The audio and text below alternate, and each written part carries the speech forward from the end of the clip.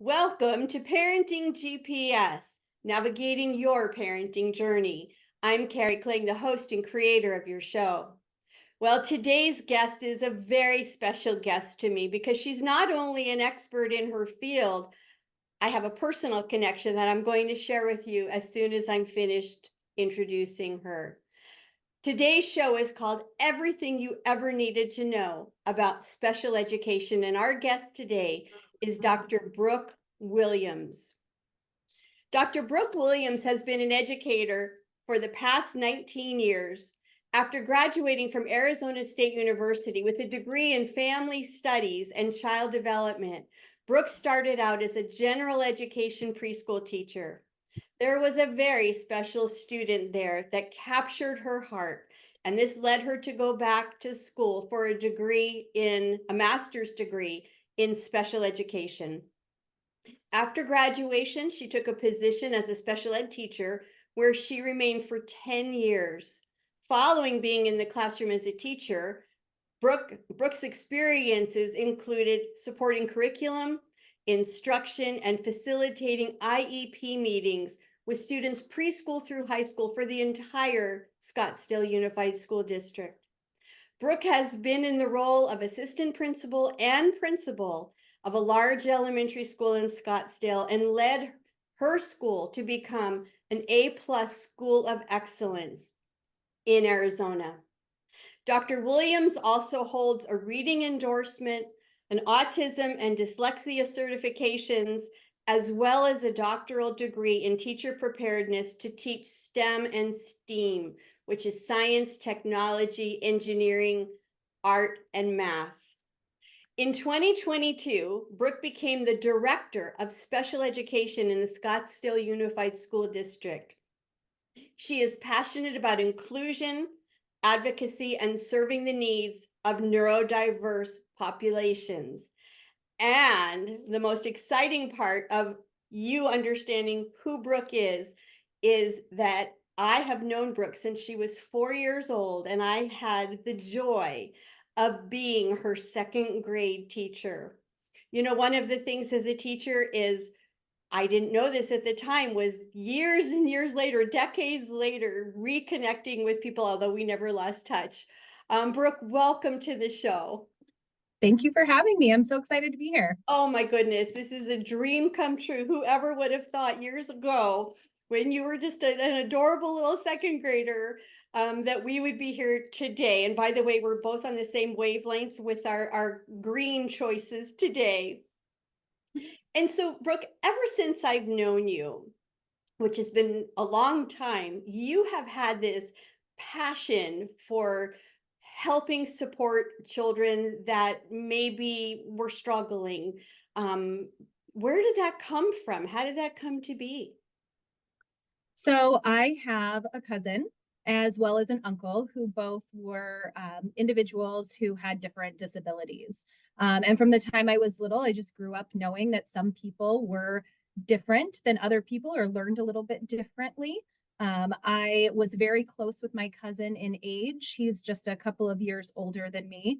And he was one of my favorite people growing up. And we converse all of the time.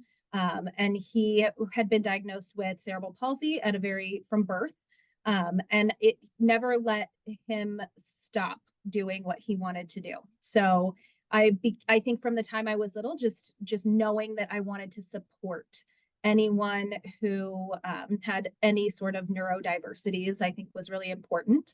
As I became an educator, I started to see kids who just needed a little extra support. And I felt this pull and this, need in my heart to help support those students and to find ways to help them be as successful as they can in our K-12 education system.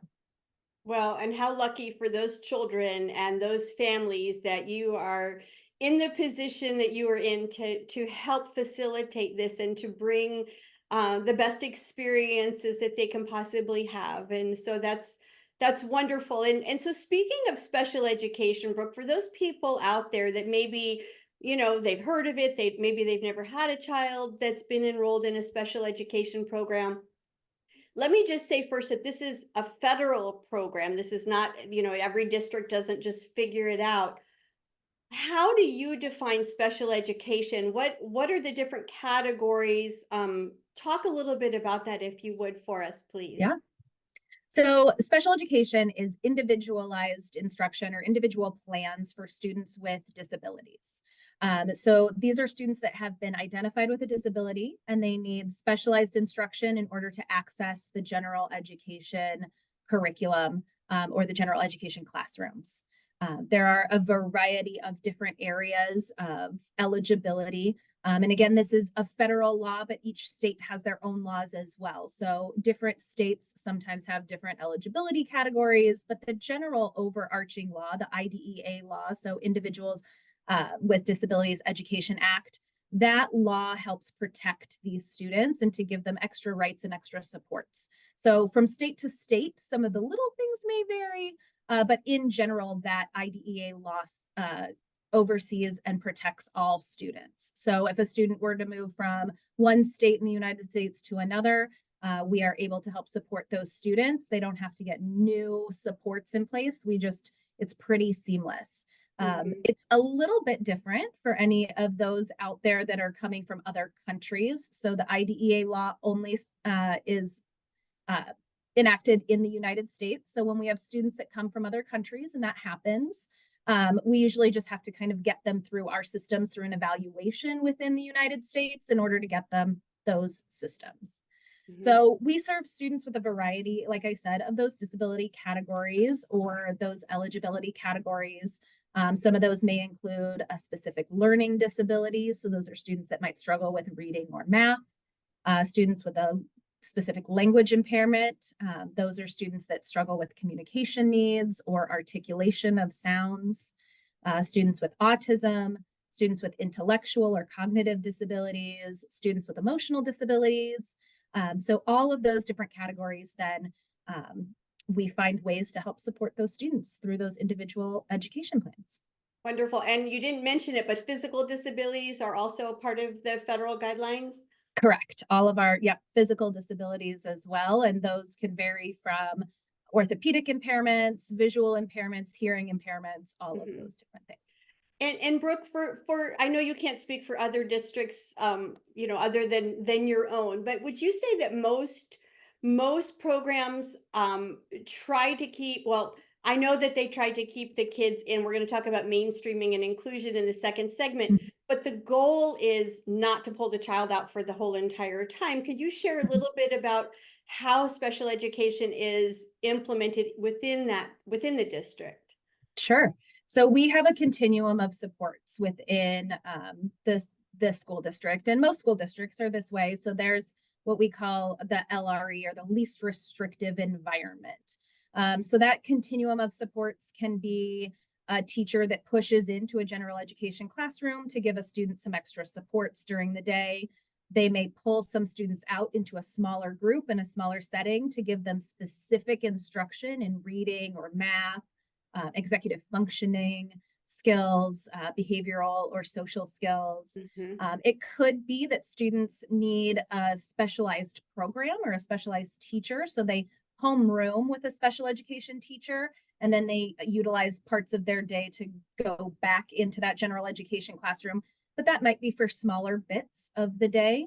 And then we go all the way to students that might be in what we call a private day setting. So those are students where a comprehensive campus or a campus within a district doesn't have the resources to meet the needs of that student. And so we work with different private agencies throughout the valley that we can have students go to specialized programs. They might specialize in autism, or they might specialize in emotional disabilities. So some of these private placements or private day schools, those partnerships help us to meet kids' specific needs.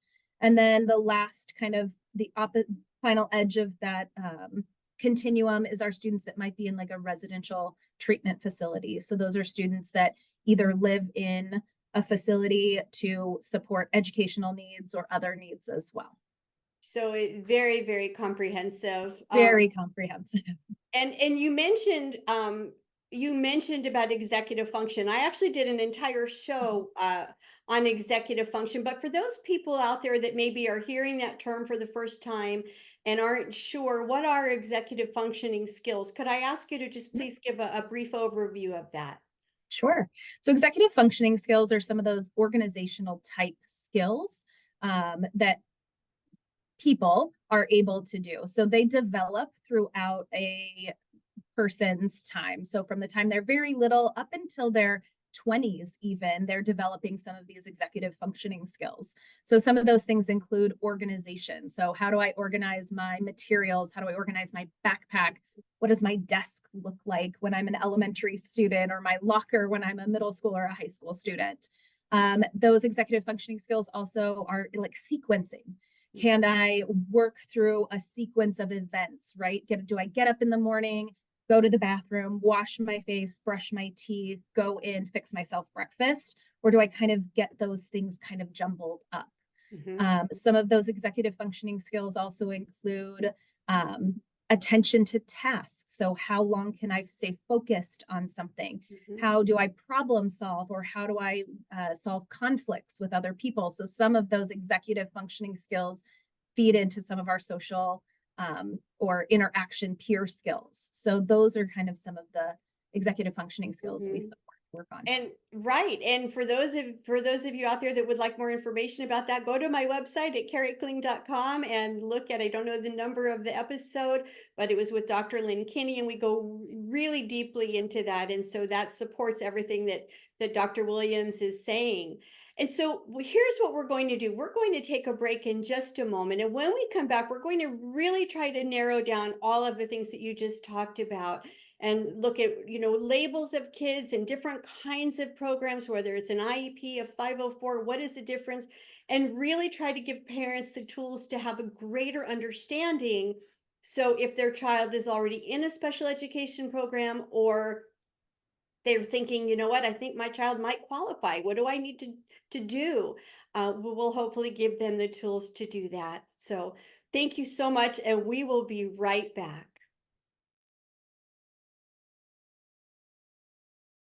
So in the first segment, we talked a little bit about just the overview, the overall of what special education is. And so now I want to get down and dirty, if you will, about some of these labels and what does this mean? I was talking to a parent the other day. She said, my child is so gifted. They're so bright, but they have such difficulty just even with some of the day-to-day tasks. And I know that in the world of special ed, that label might be called twice exceptional. Could you please share with us about that and elaborate, if you would? Yeah, absolutely. So gifted and special education, I kind of like to think of them as kind of two sides of the same spectrum. And really a newer term that we've been using a lot with both gifted and special education students is neurodiverse. So looking at that neurodiversity of students and how brains think just a little bit differently with different students and different adults too, as well.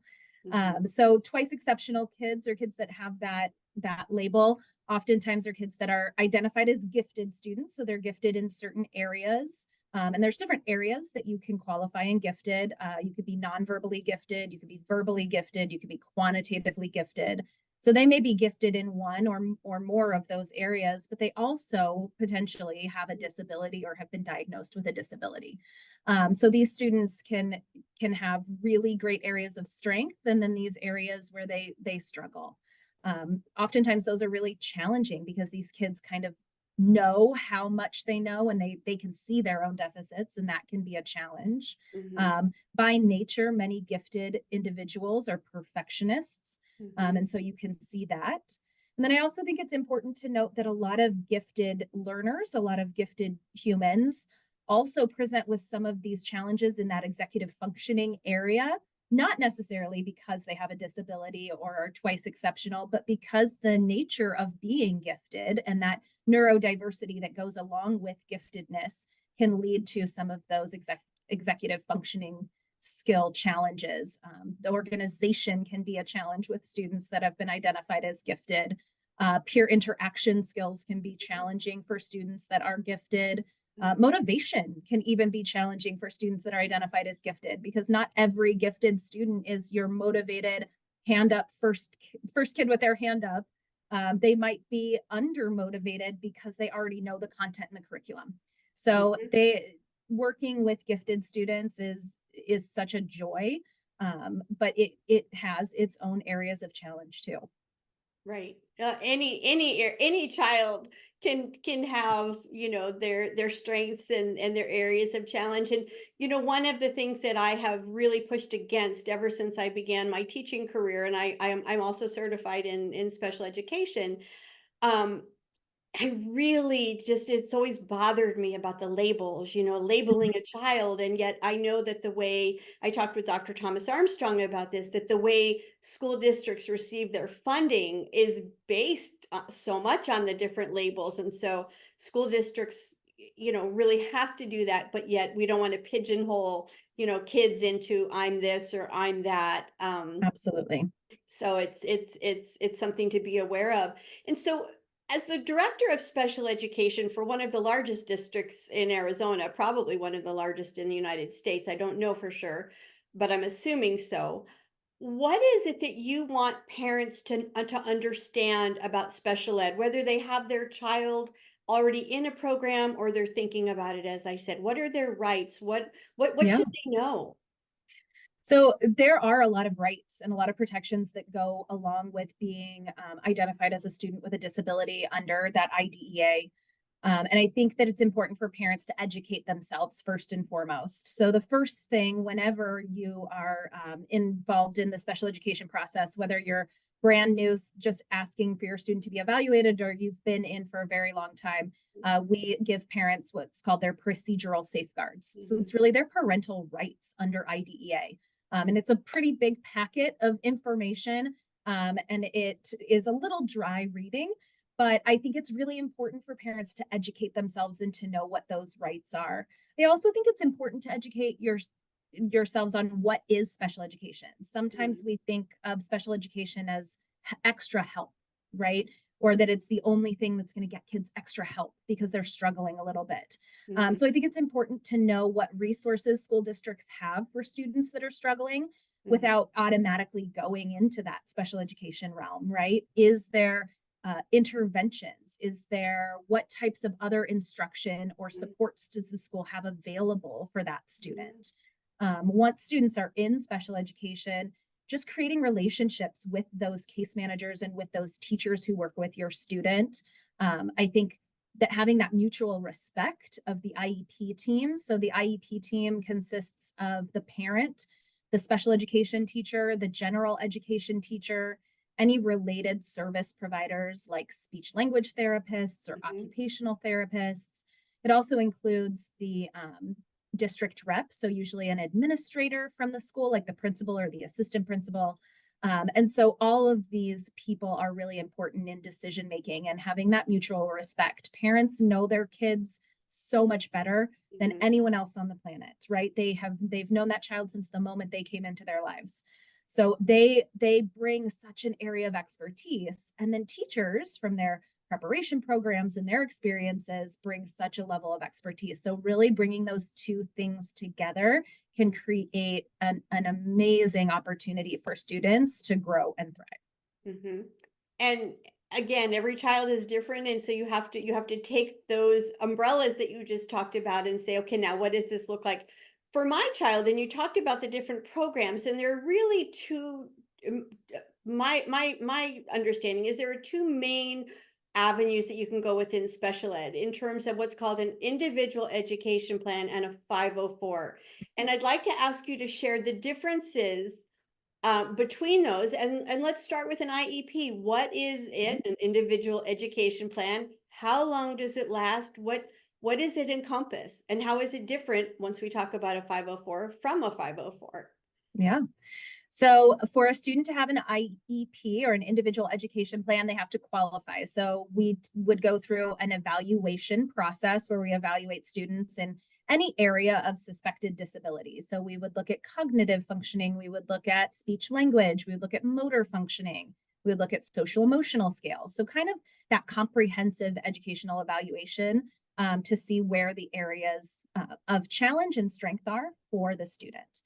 If the student is then determined to have a disability category and that disability impacts their ability to access the general education curriculum, and we determine that they need specialized instruction, they would qualify for an IEP or that individual education plan. So an individual education plan is specific, so what we call specially designed instruction for students that qualify as having a disability. The IEP consists of present levels, which is all the strengths and challenges that a student may present with. The IEP would also include goals, things that the teacher is going to work on with the student. And the IEP lasts for 1 year. So those goals are written for a 1-year time period. It includes the services that will be provided to that child from the special education teacher, any related service providers like speech. And then it includes all of their accommodations. So all of the things that we're going to do in the classroom to help support that child. And that looks different for every child, but for examples, that might look like a fidget that the student is allowed access to, extra breaks, extended time for assessments or for activities. We may break down assignments into smaller chunks for them, or we may say that they only have to do part of an assignment to show mastery versus an entire assignment. So those are just some examples of those accommodations that we make on that IEP. That's great. And you mentioned a fidget. For those people that might not know what you mean, could you give an example, please? Sure. So fidgets are pretty common for students, especially, I would actually say all of our students, little through high school. So it's an object that they may keep in their hand or in their pocket that helps them use their hands in a way that keeps their mind focused on what they're doing. So they may need to have a ring that they move around in their hands and it helps them to pay attention. So it's just an object typically that kids use to pay attention. And we're going to come to this at the very end of this segment, but that leads into the multiple intelligences. We're going to hold that thought for a minute. But for those of you out there listening going, oh, well, the kids just need to move more. Yes, we're going to come to that. And so thank you for sharing about an IEP. What is a 504? It's part of the special education program, part of the plan. Could you please give some criteria about that? Yeah. So a 504 is it falls kind of under the IDEA Act and the Americans with Disabilities Act as well. But a 504 protects individuals with a disability that impacts a major life function. So that major life function can be a variety of different things, from concentrating to walking to breathing to moving around. So it could be a variety of different things.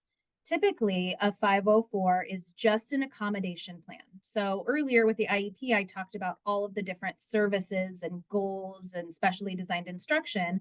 On a 504, you're really just looking at accommodations. So these are students that need things to be changed in their environment just a little bit, or they need to be given extra time or access to things that another student may not need. And those 504s, what's interesting is that an IEP is just for students in a K-12 setting. It doesn't extend beyond the K-12 setting. A 504, on the other hand, can extend into college, and then adults even can create those ADA or Americans with Disability Act plans in the workforce if it's something that they need as well.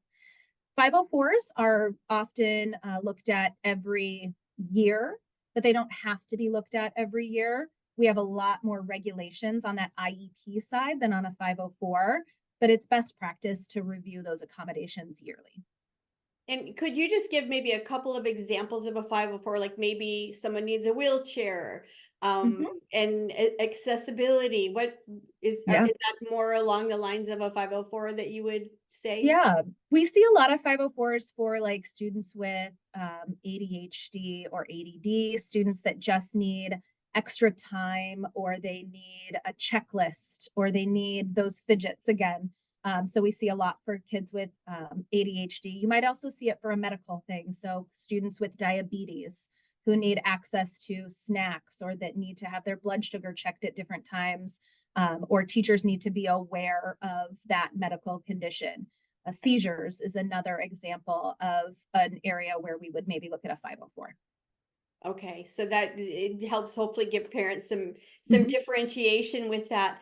And one of the things that IDEA used to be public law 94-142 when it first became law back in the 70s, is that the goal is about the least restrictive environment. And you already mentioned that. And mainstreaming and inclusion are terms we hear that go with that. Could you please elaborate on mainstreaming and inclusion for our viewers, please? Yeah. So mainstreaming and inclusion are words that a lot of times you hear kind of interchangeably. I try not to use them interchangeably. To me, mainstreaming is more where you are allowing students opportunities to go into the general education classroom, where inclusion is where you're actually including students in general education. I feel very strongly about, I have very strong views on inclusion and inclusionary practices. And in my opinion, and in a lot of legal opinions, students have the right to be included to the greatest extent possible in their general education setting. And we should give them that opportunity first and foremost before we make any other decisions about a more restrictive environment. Hmm. So that is the students, all students are general education students first and special education students second. Awesome. Thank you for elaborating on that for us. And Brooke, there are some people that are going to be out there watching that are homeschoolers, Mhm. and maybe their child has some kind of a learning disability or an emotional issue or whatever that the school has services that could really help with, but Mhm. this parent or parents would like to homeschool their child. How does special education work with homeschoolers? That is a great question. So, um, federal funding allows for us to get funds for what we call proportionate share students or proportionate share funding. This allows us to give special education students to students who are not enrolled in the public school setting. So, that could be students that are enrolled in a private school. That could be students that are enrolled in or that are homeschooling with their parents. Mhm. So parents should really, if they suspect that their student has a disability, reach out to that home district, whatever your home district is where you reside. And that school district can help you with an evaluation process, and then they can offer to you what they can provide through those proportionate share funds. Oftentimes, we get parents whose students need, let's say, speech services, Mhm. but they homeschool or they're in a private setting. So they bring the students to the public school. We give them those speech services, and then they go back into their other setting, whether it's a homeschool or private school. Right. So don't let that decision, those of you who are out there Mhm. homeschooling or want to homeschool, don't let the decision about my child might need services be your deciding factor if you still want to do that. And Brooke, one of the things I mentioned already about I don't like to label children because I think in so many instances we limit children when we do that. But I had the honor of this last year in 2023 of well, I interviewed several people that could talk about this category, but specifically Dr. Thomas Armstrong, who really is the world expert on the 8 kinds of smart and looking at multiple intelligences and looking at how children learn. And he believes that there are at least 8 different ways of processing information and showing people what you know, but that most schools really only focus on 2 of those ways, the verbal linguistic and the logical mathematical, and that sometimes children who have strengths in those other areas are labeled because they're not being asked to show what they know the way they best know that. And I agree with that in a lot of situations. How do you, as the director of special ed, feel about that, and what can teachers and parents do to help their children show what they know and to learn as best they can the way they best can learn? I completely agree with that. I think it's interesting. I think the world of education, we talk about these things so often and they kind of keep coming up. So multiple intelligences, we've been talking about that for years and years and years. And so I think new research brings us new things to think about. But I think that education is key. Just educating and continuing to talk to districts and schools and teachers about different ways to support students. This is something I'm involved in, not just my district, but kind of districts valley-wide. I work with a lot of directors from around the valley, and I sit on Arizona CASE, which is the Arizona Council for Administrators in Special Ed. And this is something that comes up a lot, and we discuss this quite a bit. A lot of the universities are doing some very interesting research on how we support all students so that we don't have to label students. There's a huge push in the across the United States, but specifically in Arizona, with MTSS, or multi-tiered systems of support, which are ways that we support all students. So if students are struggling in specific areas, we want to look at how are we instructing them and what are we asking them to do and how are we asking them to show us what they know. So looking at innovative practices, looking at project-based learning, looking at kinesthetic ways for kids to show their learning. I think we're right on the precipice of really some big things in education and allowing students to take a more active role in their education. For so long, we've asked students to kind of sit and teachers stand and they give their, they lecture and they're that sage on the stage. And I think there's a huge shift in education right now to allowing students to be in the driver's seat, to drive their learning and how they learn. So I think it'll be really interesting over the next couple of years to see how that all plays out. Well, you're right. We've been talking about that as educators, and when I was still with the school district and consulting, it was a huge topic of conversation. But we have to get kids to show us what they know and to move around, to use their art, to use their spatial abilities, and on and on. I did a whole show on this. And I knew that you felt that way, and that's why I wanted to bring it up. And so it's really, and again, for those of you out there that are saying, what, multiple intelligences, I don't, 8 kinds of smart, I'm not sure about all that. Go back to my website, look at Parenting GPS, find the episode with Dr. Thomas Armstrong, and you will have a huge overview as an introduction.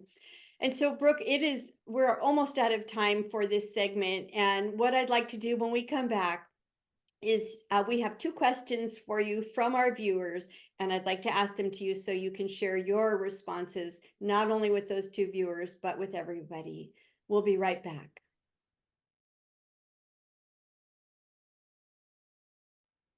This is the part of the show where we want to find out how to respond to your questions. I like to call it your parenting destination. And Brooke, as I said, we have 2 questions, and the first one is from Ashley from Bentonville, Arkansas. And Ashley would like to know the differences in teacher training programs between general and special education. That is a great question. It will actually vary across the United States. So teacher prep programs in California are very different than teacher prep programs in Minnesota than Arizona. So I'll paint with a broad brush, but prep programs and what they look like and the types of credits that they take are very different across the United States. So that's something to keep in mind. Typically in special education, some of the things that they learn about that they might not in a general education track are disability categories and learning about different disabilities, common characteristics, things that work with certain students with certain disability categories. They're going to learn about special education law and how special education law impacts their teaching and what they will need to know as educators who have to implement an IEP, which is mandated by a federal law.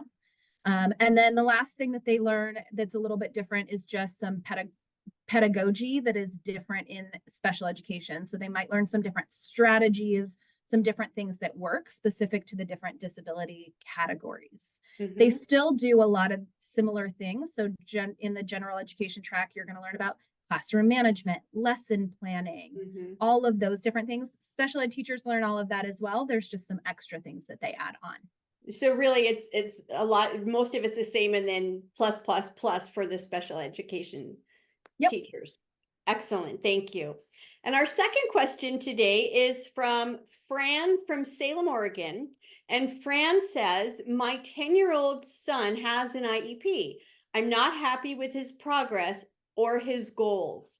Do I have to wait for the annual IEP meeting to rewrite his IEP and his goals?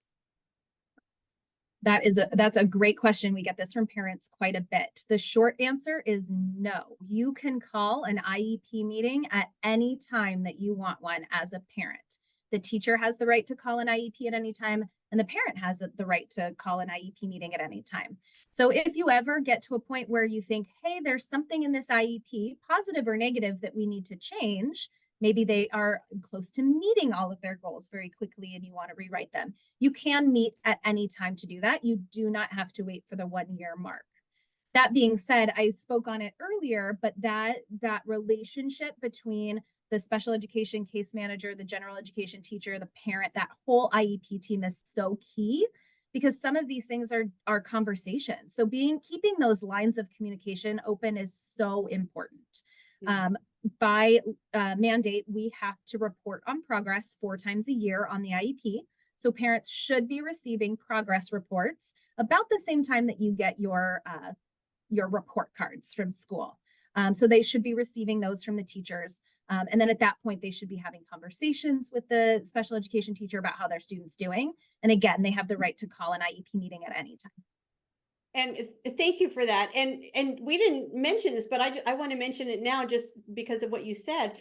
Once a child has a 504 or an IEP, does not mean they're going to have it for their entire school career at all.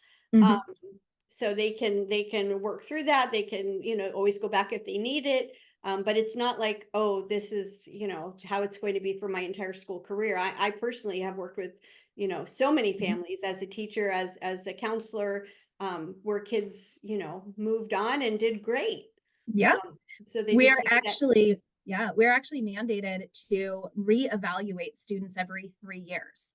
So every 3 years, we do that big comprehensive evaluation again, and we have to redetermine if a student remains eligible. So every 3 years, and sometimes sooner. Sometimes we see that kids are doing well and we want to evaluate them sooner, but at least every 3 years, we reevaluate to see if they still continue to qualify for special education.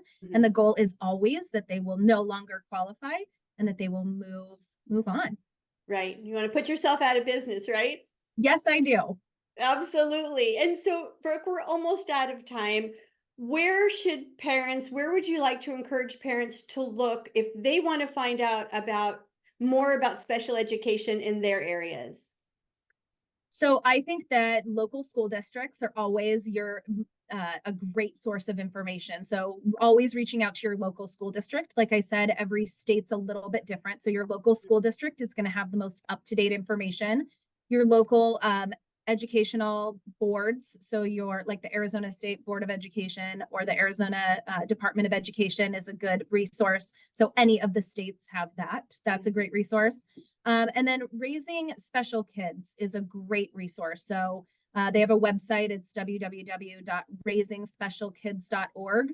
And they are a great advocacy group for parents that just helps parents understand all of their rights and to kind of navigate the world of special education. Awesome. Thank you so much for sharing that. And I always end every show with a quote, and I'm going to read the quote that you shared with me that's doubly special. But I just want to say again, one of the greatest gifts of being an educator, and you've been a teacher, is that you get to stay in touch with your students when they're kids as they grow up and become adults. And this is the first time that we've had the opportunity to work together professionally. And it has been a joy to watch you grow up. I've known you since you were 4 years old, and it has just been a joy. And I'm so happy and proud of you and for you. Oh, thank you. It's been wonderful being here. Oh, thank you so much. And your quote today is from one of my favorite people. I also did a show with her, Dr. Temple Grandin. And for those of you that don't know, She is probably the world's biggest advocate on autism because she lived it herself, and she's still living it. And her quote that you shared with me is this: there needs to be a lot more emphasis on what a child can do instead of what he cannot do. And that's what it's all about. Thank you so much for joining us today.